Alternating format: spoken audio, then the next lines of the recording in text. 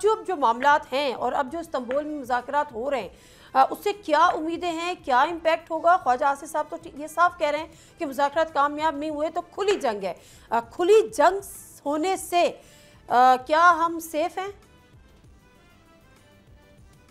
बिस्मिल्लाहिर्रहमानिर्रहीम। देखिए जी, उम्मीद तो ये है, दुनिया उम्मीद पे कायम है कि अल्लाह ताला करे कि वहाँ पे जो मुज़ाकरात है वो कामयाब हों। दूसरी बात ये हमारे जो अंदरूनी और बैरूनी गलत पॉलिसियाँ हैं, ये इसका नतीजा है जो हम भुगत रहे हैं।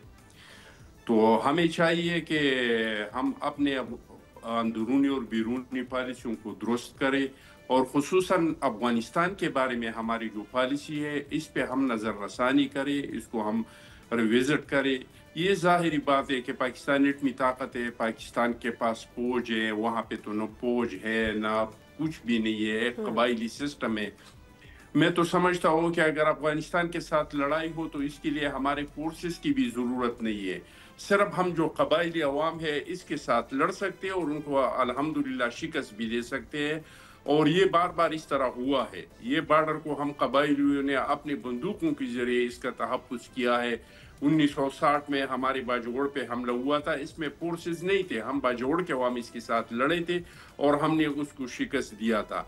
लेकिन बहरहाल ये मसला लड़ाइयों से ख़त्म नहीं होगा जब तक हम अपनी पॉलिसियों को दुरुस्त नहीं करेंगे, जब अफगान पॉलिसी को हम रिविजिट नहीं करेंगे, तब तक जो है ये मसाइल हमारे ख़त्म नहीं हो सकते हैं। हमने कितनी बार कोशिश किया, तो अभी भी हम कोशिश ही कर रहे हैं ना चट्टान साहब, अभी भी हम तो नहीं लड़ने की बात कर रहे हैं ना, हम तो अभी भी कोशिश कर रहे हैं, हम तो अभी भी मुज़ाकरात कर रहे हैं, आज भी इस्तांबुल में मुज़ाकरात हो रहे हैं। लेकिन ख्वाजा आसिफ साहब कहते हैं कि अगर कामयाब नहीं हुए तो खुली जंग है। क्या हमारे पास इसके अलावा कोई ऑप्शन है?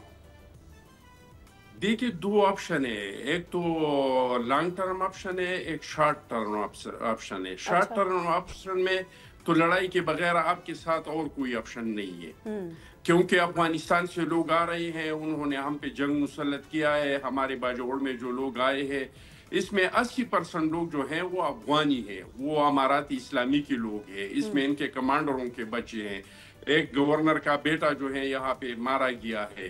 तो शॉर्ट टर्म में तो लड़ाई के अलावा हमारे पास कोई ऑप्शन नहीं है, लेकिन लॉन्ग टर्म के लिए हमारे पास पॉलिसी होना चाहिए। हमने ये जो पॉलिसी अपनाया है कि हम अफगानिस्तान में सिर्फ इन लोगों को सपोर्ट करेंगे जिसके हाथ में बंदूक होगा, और हम कोशिश करेंगे कि वो जाके और अफगानिस्तान में बंदूक के जोर पे हुकूमत बनाए। ये पॉलिसी हमको तर्क करना पड़ेगा, हमने अफगानिस्तान के अवाम का साथ देना पड़ेगा, इन लोगों को साथ देना पड़ेगा जो लोग अवाम के मर्जी के मुताबिक अफगानिस्तान में हुकूमत चाहते हैं और अफगानिस्तान में अवाम के मर्जी का हुकूमत कायम करना चाहते हैं। जब तक हम अस्करियत पसंदों को और दहशत गर्दों को सपोर्ट करते रहेंगे, ये मसाइल हमारे ठीक है, मैं बिल्कुल ठीक है, मैं बिल्कुल ठीक है। शुमाइला राना साहब, इसमें आप कुछ अपना ऐड करना चाहेंगे या हम थोड़ा आगे बढ़ जाते हैं, ज़रा पंजाब के बल्दियाती इंतखाबात पर आ जाते हैं। पंजाब में बल्दियाती इंतखाबात गैर जमाती बुनियादों पर कराने की आप हामी हैं और इसकी ज़रूरत क्यों पेश आ रही है? बिस्मिल्लाहिर्रहमानिर्रहीम, बहुत शुक्रिया। देखिए, कुछ चीज़ों के पस मंज़र में जाने की ज़रूरत है। अगर मैं ये समझूं कि आपने जो बल्दियाती एक्ट पास हुआ जो 2025, उसको कुछ लोगों ने ये समझा है कि शायद इसके अंदर इसको इसीलिए पेश किया गया है कि हुकूमत जो है आंखें चुरा रही है, या वो उनकी नीयत में कोई डाउट है, जिसे कहते हैं कि वो इलेक्शन में ना जाना नहीं चाहते। ऐसी बात नहीं है नादिया, बात ये है कि ये एक्ट पास हुआ है, अभी इसके रूल्स बनने हैं। आपको 140, आई थिंक हमारे तो सीनियर लॉयर्स भी बैठे हुए हैं, 140A सब क्लॉज 1, उसमें ये कहा गया है कि जो मुकामी हुकूमत होती है, जो सूबाई हुकूमतें होती हैं, वो अपनी ईज़ के मुताबिक अपने वहाँ पे लोकल लॉज बनाती हैं, फ़ैसले करती हैं।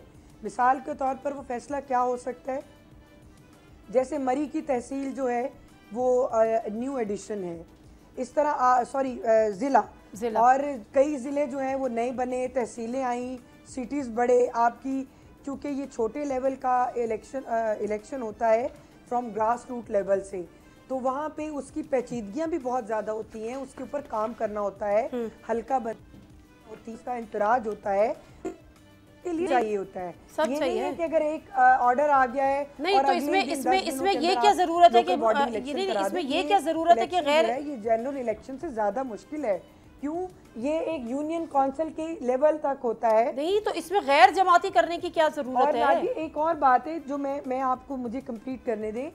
देखिए, जो जमहूरियत का बुनियादी ढांचा है, जो जमहूरी अमल है, वो लोकल बॉडीज़ के इलेक्शन और उनकी शमूलियत के बगैर वो मुमकिन नहीं हो सकता। क्योंकि आपका जमहूरी अमल है कि आप अपनी जो पावर शेयरिंग है वो ग्रास रूट लेवल तक लेकर आए। तो ये बात तो हमें पता है, लेकिन 2019 के बाद से आपके सूबे में हुकूमत से कोई ताल्लुक नहीं होता। ये सब हमें भी पता है, ये सब आपको भी पता है, ये अख्तरज़ादा चट्टान साहब को भी पता होगा, ये अज़र सिद्दीक़ साहब को भी पता होगा।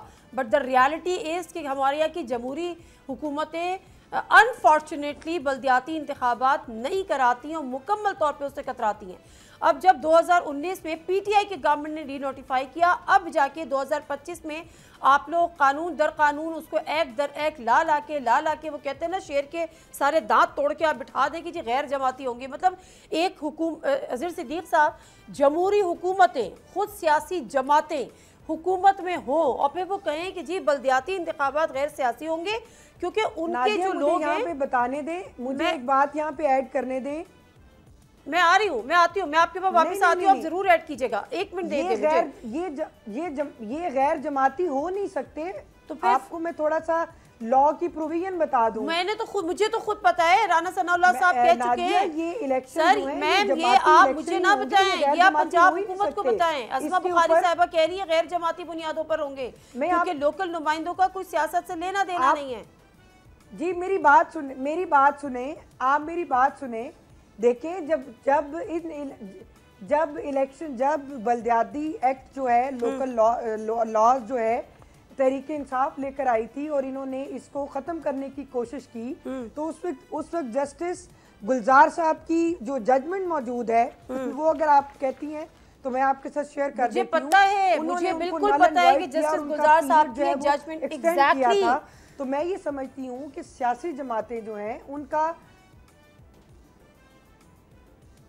एग्जैक्टली और दूसरा ये है कि ये कोई PMLN के खाते में मत डालें आप। फिर ये जो चीज़ है ये तहरीक इंसाफ के दौर में भी हुई, मगर अभी हम लोगों ने इलेक्शन बल्दियाती इलेक्शन करवाना है। अच्छा एक सेकंड, अब मुझे टाइम दे दें, मुझे इजाजत दे होगा, मुझे इजाजत दे दें, मुझे इजाजत दे दें। के लोग हैं वो अपने आप को तैयार करें, मुझे इजाजत दे दें। अज़र सिद्दीक़ साहब एक नूरा कुश्ती के अंदर ना पड़े रहें। अच्छी बात है, पीपल्स पार्टी इसमें क्या मौक़िफ़ रखती है, मुझे टाइम तो दे दें शुमाइला साहिबा। आप बल्दियाती इलेक्शन की तैयारी करें, आपको बिल्कुल तैयारी करें, लेकिन आप बताएं तो सही। अज़र सिद्दीक़ साहब जरा इस बहस को समेटते हैं और फिर पीपल्स पार्टी का मौक़िफ़ भी जानते हैं।